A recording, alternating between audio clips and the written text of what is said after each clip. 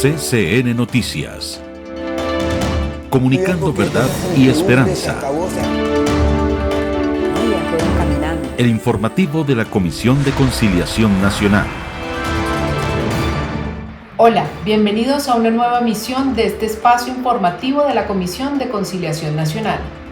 Durante los meses de abril y mayo, en el marco de la emergencia sanitaria que hemos vivido por cuenta del nuevo coronavirus, se han presentado diferentes hechos que evidencian un preocupante panorama de los efectos del conflicto armado en diferentes territorios del país.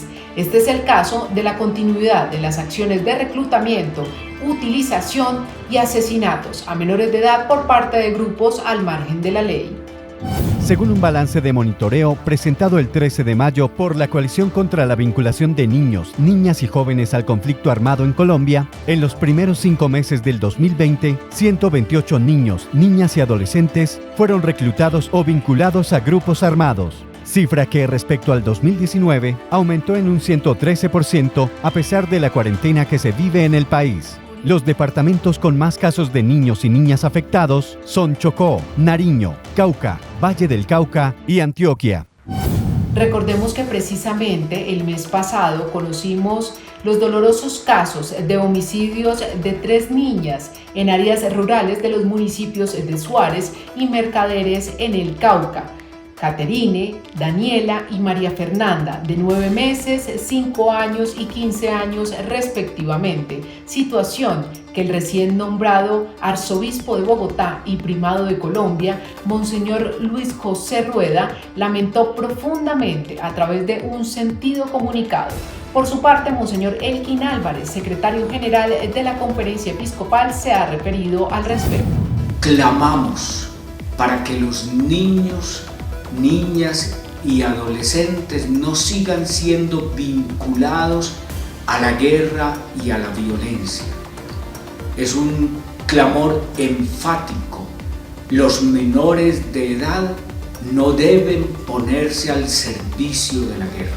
En otras noticias, la implementación del acuerdo de paz también se ha visto seriamente afectada durante la emergencia sanitaria, generando serias complicaciones, no solo para los excombatientes, sino también para las comunidades, especialmente aquellas que habitan los municipios PEDET. Así nos lo ha manifestado la doctora Consuelo Corredor, miembro de la Comisión de Conciliación Nacional del CINEP y de la Comisión de Notables creada para la verificación, el seguimiento y el impulso de este acuerdo. Y son territorios que tradicionalmente han tenido unas deficiencias serias en infraestructura social y física. Los PEDET se venían desarrollando, se venían incluyendo en los planes de acción para la transformación regional y deberían ser tenidos en consideración dentro de los planes de desarrollo de las autoridades locales.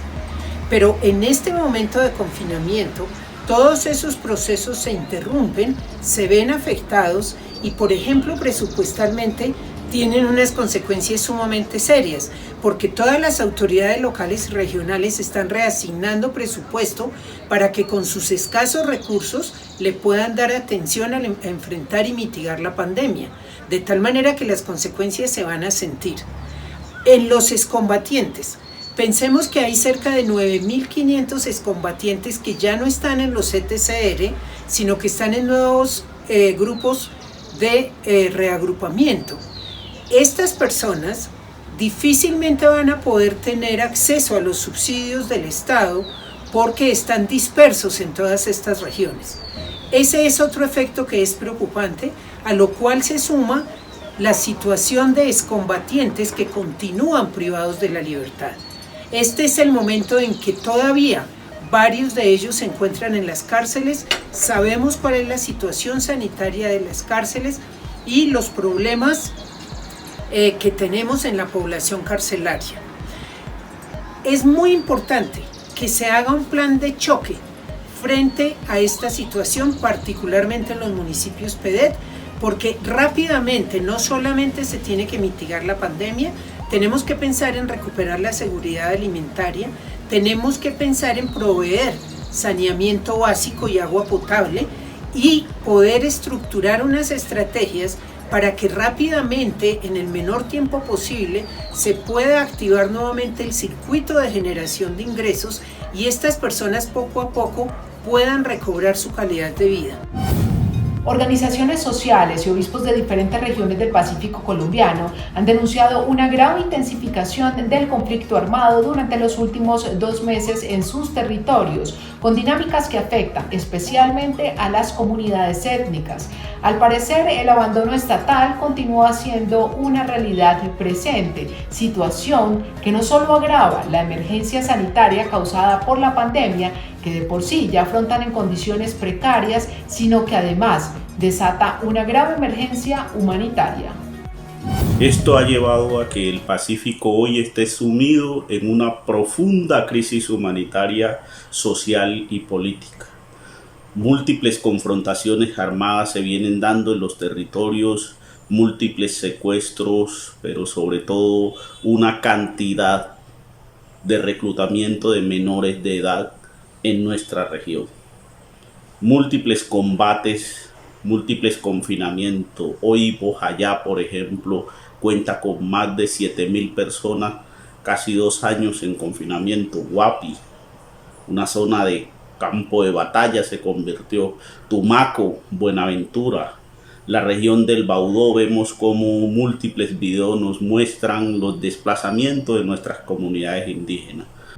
En este contexto enfrentan la pandemia del COVID-19, que ha llegado a echarle más sal a la herida, pues aunque estamos al inicio de los contagios, ya el sistema de salud está colapsado y hay hambre en las calles y en los campos. La vida frágil de este territorio se aferra al espíritu de resiliencia de su gente y se abre a la esperanza de tiempos mejores después de esta larga noche oscura. El trabajo de construcción de paz reclama un capítulo especial para el Pacífico en el que se tenga en cuenta la inclusión social, la mirada diferencial y el absolutamente necesario cese multilateral al fuego. Los obispos de la región nos unimos nuevamente al llamado al Estado colombiano en sus diferentes instancias para que acoja de manera eficaz y urgente la voz de los pueblos del Pacífico que exigen su derecho a la vida, el acceso al sistema de salud, a la paz territorial, a la seguridad alimentaria y al respeto por su autonomía organizativa. Parte de este complejo panorama regional se debe al accionar de la guerrilla del ELN. Recordemos que en el mes de abril este grupo declaró un cese unilateral al fuego que no fue prolongado pese a la solicitud de diversas organizaciones, y en los últimos días se han presentado diversos hechos que complican las posibilidades de negociación con el gobierno nacional. Pero para hablar más a fondo de este tema está con nosotros el padre Darío Echeverry, secretario general de la Comisión de Conciliación Nacional, quien ha visto de cerca los posibles escenarios de encuentro y diálogo con el ELN. Padre, ¿cómo ve usted este panorama? ¿Qué es lo que ha pasado en los últimos días? ¿Y cómo continuará trabajando la Iglesia frente a este tema? Intentando ser realistas, pensando con la razón y no con el corazón. Creo que las cosas se ponen cada vez más difíciles. La actitud del señor presidente de los Estados Unidos, Trump, en la cual involucra a Cuba en la lista de los países que favorecen la presencia de los terroristas, y desde allí cuestiona la presencia del ELN en Cuba, es un gran obstáculo. El embajador de Noruega se ve obligado a ponerse al lado del gobierno cubano en tanto que país garante y defensor de los acuerdos establecidos entre el gobierno y el ELN para la negociación, y de lo cual ellos son garantes. Las afirmaciones del comisionado de paz, que promueven el retorno a la vida civil de los miembros del ELN, pero en un dejamiento de armas que es particular, no de organización.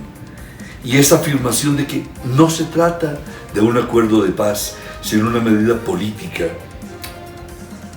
La muerte de Alejandro Montoya, uno de los líderes, uno de los miembros del equipo negociador del ELN, tanto en Quito como en La Habana. En fin, son cosas que hacen cada vez más difícil una negociación entre el gobierno y el ELN. ¿Cuándo se podrá renovar? La Iglesia por ahora, la Comisión de Conciliación, están muy preocupadas por la situación humanitaria que se da en el Chocó, en Cauca, en Arauca, en Nariño, en esa confrontación dura del ELN, tanto con las Fuerzas Armadas como con otros grupos paramilitares. En fin, la Iglesia seguirá luchando por humanizar la situación, por humanizar el conflicto. Esa por ahora es la tarea y la única salida viable. Muchas gracias, Padre Darío. A propósito de este tema, la doctora Socorro Ramírez, quien es también miembro de la Comisión de Conciliación Nacional, ha aprovechado para hacer un importante llamado a ambas partes. En medio de la continuidad del sufrimiento para las comunidades más marginadas, la Comisión de Conciliación Nacional reitera el llamado al Estado colombiano a la urgencia de que cumpla su papel protector, especialmente en las zonas donde se concentra el conflicto armado o la acción de grupos irregulares por la falta de presencia integral del Estado. Y llama al ELN a que respete los derechos y la capacidad organizativa de las comunidades donde actúa y que le ponga fin a esa resistencia armada con una real disposición a negociar, no a seguir explorando, porque Colombia más que nunca necesita construir una paz completa con transformaciones sustantivas. Así termina esta edición del noticiero de la Comisión de Conciliación Nacional. No olviden seguir conectados con nosotros a través de nuestras redes sociales y de la página web www.comisiondeconciliacion.co y por supuesto mediante los espacios digitales de la Conferencia Episcopal de Colombia. Y recuerden, aunque el panorama sea complicado, no podemos perder la esperanza y estamos llamados siempre a aportar a la construcción de una verdadera cultura de paz. CCN Noticias, el informativo de la Comisión de Conciliación Nacional.